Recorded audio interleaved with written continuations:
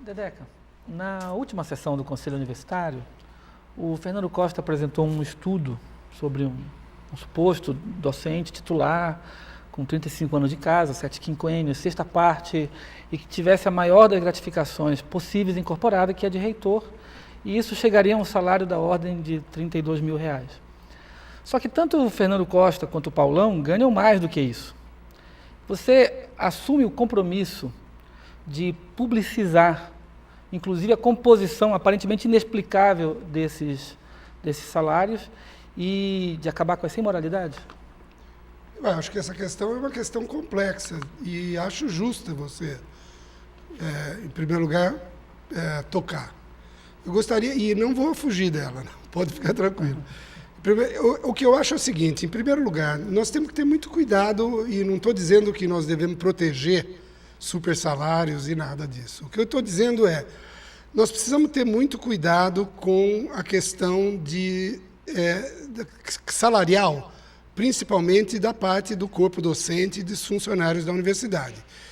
Nós estamos dentro da universidade, alguns há 30 ou até 35 anos de casa, e o nosso salário, se você for ver a composição dele, ele só é melhor porque foram incorporados quinquênios, sexta partes, gratificações de funções, porque se fôssemos nos basear exclusivamente no salário base, nós estaríamos tão defasados no mercado que nós teríamos assim dificuldades até para mantermos as nossas contas em dia. Então, veja, primeira questão importante, nós temos que valorizar o professor, o funcionário que recebe salário da nossa universidade. O movimento sindical mesmo está pedindo a isonomia, dizendo que existem pisos que estão abaixo das expectativas do mercado dentro da região de Campinas. É uma razão de vocês estarem dizendo para nós que os salários estão baixos. Então, defender salários para os docentes, eu acho que é muito importante. Os nossos docentes têm que ganhar de uma maneira justa, honesta e que seja competitivo com a qualidade do produto que nós oferecemos para a nossa sociedade. Nós oferecemos para a nossa sociedade um valor inestimável que nenhuma outra instituição oferece. Nós oferecemos recursos humanos que vão fazer essa sociedade ser possível. Então, querer condenar os professores, porque eles podem vir a ganhar bons salários, eu acho que é fazer um desserviço para a universidade. Agora, é evidente, eu acho que eu nunca fiz política salarial do ponto de vista... os cargos que eu ocupei dentro da universidade foram de pró-reitor de graduação e coordenador geral da universidade. Vocês sabem que nenhuma dessas duas funções define o que são gratificações, salários, etc. É o reitor com o NACRUESP, junto com as entidades, as gratificações é dentro da DGRH e é uma política que é definida dentro da PRDU e o gabinete, quer dizer, não é o vice-reitor ou o coordenador que define. Então, eu acredito que a transparência é, antes de tudo, uma natureza, vamos dizer assim, é um valor fundamental da democracia. A democracia só cresce e o Brasil está se consolidando como um grande país democrático. Por quê? Porque a transparência hoje é um valor que todo mundo defende, entendeu? A Constituição brasileira, quando ela estabelece o valor do salário mínimo, ela estabelece uma série de necessidades que ele precisaria suprir. O DIEESE calcula, o DIEESE é um órgão que faz parte do Conselho Universitário, uma instituição que faz parte do Consul, calcula isso seria hoje na ordem de R$ 2.400. Acontece que o piso salarial dos trabalhadores do nível médio e do nível fundamental é menor do que aquele que é o mínimo constitucional. Então, nós temos, inclusive, um problema legal aí, assim como há um problema legal no teto. Mas a atual reitoria ela é completamente insensível a essa disparidade, porque ela trabalha com a lógica de aumentar as diferenças salariais e não de reduzir as diferenças salariais. Tem funcionários, nem são tantos, que ganham mais de 40, 45, 50, tem gente que ganha mais de R$50 mil por mês, enquanto tem trabalhadores que ganham 1.400, que é muito difícil, é impossível viver com 1.400.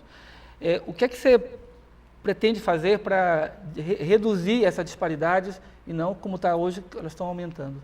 Não, eu acho que, de novo, você levanta uma questão que eu sempre defendi e já fiz até fóruns internacionais sobre a disparidade salarial no Brasil. Eu estava em 1994 com o Luciano Coutinho, na Suécia, quando foi implantado o Plano Real, e nós mostrávamos para a alta cúpula do governo sueco que a relação entre o menor e o maior salário brasileiro era de 85 vezes. Nenhum país será desenvolvido com essa disparidade salarial. Eu digo a mesma coisa na universidade. Como é que eu poderia defender se eu, em todas as pesquisas que faço, em toda a dedicação que eu tenho do ponto de vista da questão do trabalhista no Brasil, sou absolutamente contrário a essas disparidades? Como é que você poderia defender uma causa dessa? Não faz o menor sentido. Eu acho que você tem que fazer ajustes, acho que tem que se pensar na universidade um outro padrão de gestão. É isso que o nosso programa vai sugerir para vocês. Eu acho que a gente tem que ter um outro padrão de gestão universitária. Esse está superado, os tempos estão mudando. A gente brinca um pouco no nosso blog, nós temos que ter coragem de pensar novas formas de convivência, de convívio dentro da universidade. A universidade tem que se revitalizar de uma força que ela está perdendo. Essa pergunta se refere à avaliação docente. Como o senhor vê o atual sistema de avaliação do trabalho docente implantado na Unicamp, hoje quase que exclusivamente baseada na avaliação individual, especialmente na sua produção de pesquisa? Adota como principais indicadores aqueles definidos pela CAPES, destinados à avaliação de programas de pós-graduação e não de indivíduos. Qual a sua opinião sobre um sistema de avaliação de desempenho institucional que dê maior ênfase à avaliação da unidade, instituto ou faculdade, e, por consequência, dos seus docentes? Eu acho a pergunta absolutamente pertinente. De novo, eu sou contra. Eu já fiz, em uma questão anterior, menção ao problema de que a universidade padece hoje de um modelo produtivista que é absolutamente negativo para a universidade. E negativo em todos os sentidos, até para aqueles que acreditam no produtivismo. Eu ainda não divulguei, mas vou divulgar ainda no blog. Eu tenho pesquisas recentes fornecidas por institutos internacionais que a Unicamp está perdendo capacidade produtiva, principalmente de alto padrão. O que significa? Essa política está errada. Nós temos que rever. É claro que tem que ser avaliações setoriais. Nós temos um programa. Vocês vão conhecer depois do dia 8 de fevereiro. Para falar a verdade, para alguém que é das ciências humanas, como que, me diga, eu sou um cientista social, como que eu posso estar de acordo com esse padrão produtivista? Porque, a mim, o tempo da reflexão, o tempo da maturação de uma ideia não se mede com papers. Meu livro, eu vou dar um exemplo para vocês, 1930, O Silêncio dos Vencidos, ele repercute na sociedade brasileira até hoje. Ele já foi vendido mais de 40 mil livros. Significa que uma única ideia frutifica no tempo. Eu me pergunto, um paper, quantos anos ele precisa para ser reconhecido por uma comunidade científica? Às vezes anos. E eu sei que na área das humanidades isso é muito importante. Quando você consegue fazer com que uma ideia, uma pesquisa, seja absorvida pela sociedade, você sabe, seja pela sociedade científica, seja pela sociedade em geral, ela tem uma durabilidade muito grande. Então, nós temos que pensar de outra maneira. Não é nesse modelo que nós vamos para frente. Pelo contrário, eu acho que isso vai nos criar mais problemas do que soluções. Candidato, continuando na questão de avaliação, indo para avaliação de cursos de graduação da Unicamp, a gente os brasileiros, como um todo, vem passando por uma reforma universitária, né? Uma reforma universitária em curso, que tem como eixo central, né, o incentivo, né, à iniciativa privada, né, tanto na educação quanto em outras áreas. E esse estímulo à iniciativa privada vem se contaminando no setor público, né, colocando uma lógica privatista dentro da universidade, né. A iniciativa privada, esse estímulo, ele vem sendo tocado principalmente pelo SINAES, né, que é o Sistema Nacional de Avaliação do Ensino Superior. O principal foco do SINAES vem sendo o ENAD, né, o Exame Nacional de Desempenho do Estudante. Esse ENAD, ele é polêmico não só dentro da Unicamp, como nacionalmente, né? O boicote por parte dos estudantes tem sido muito grande, não só na Unicamp, como no Brasil como um todo. Tem cursos com 80%, 90% de boicote.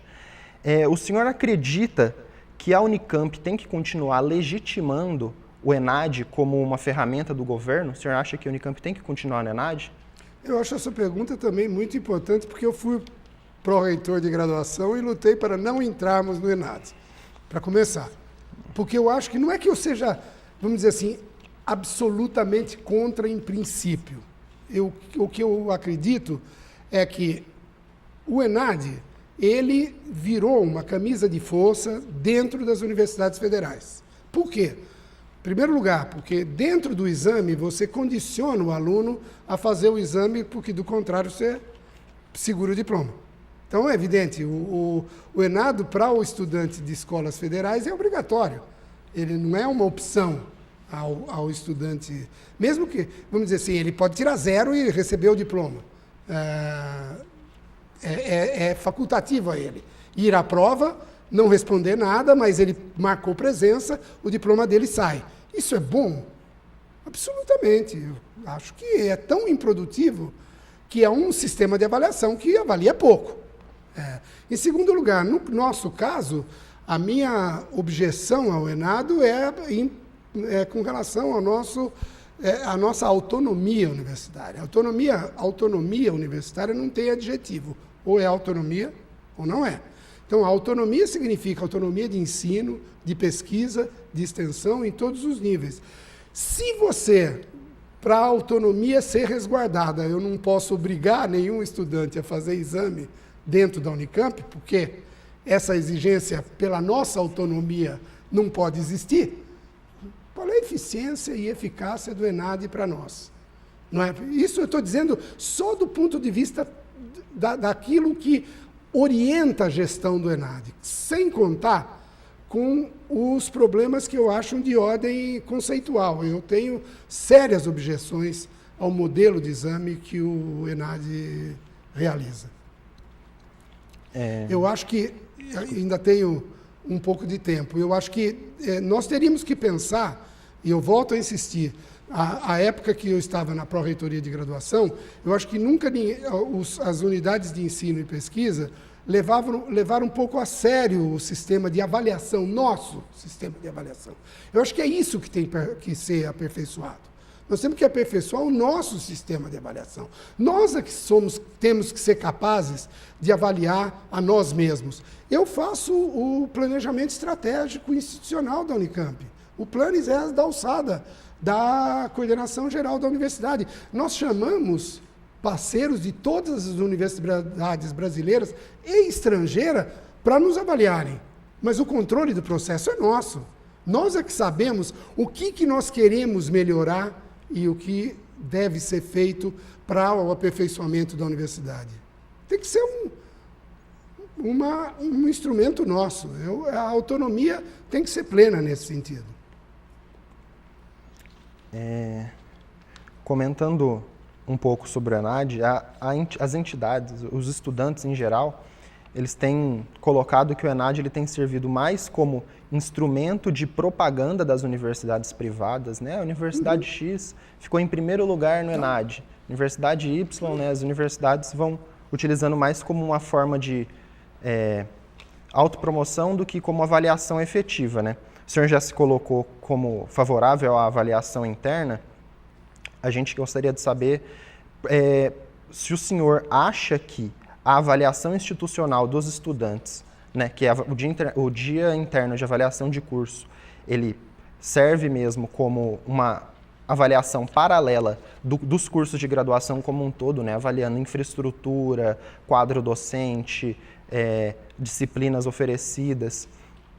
E se o senhor tinha tantas objeções ao ENAD, né, por que o senhor não se manifestou assim de uma forma mais drástica, porque traz tantos problemas sérios como uma renúncia, alguma coisa, né? E se pudesse comentar sobre isso e sobre o que a gente tem que fazer para o dia de avaliação de curso ser realmente respeitado e funcionar no dia a dia dos estudantes, que ele não é respeitado. Não, você levanta de novo 2 problemas importantes. Eu acho que houve da parte da universidade uma decisão na qual o reitor pediu que houvesse um posicionamento da reitoria favorável ao exame.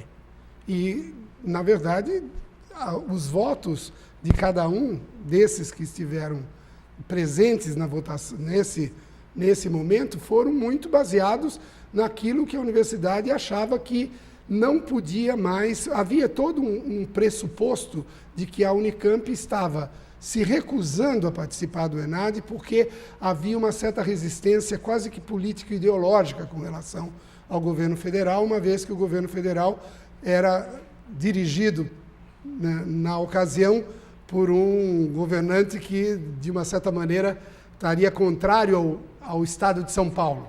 Então, para mostrar a boa vontade da universidade com o governo federal, votou-se essa entrada no ENAD para dizer ao governo, e não tem meias palavras, para dizer ao governo do PT que nós não estávamos contrários ao projeto de avaliação que ele tinha implantado. Então, essa é a razão política primeira de por que houve uma certa facilitação do ingresso da Unicamp nisso, mas não se pensou nas implicações disso, não se pensou de fato.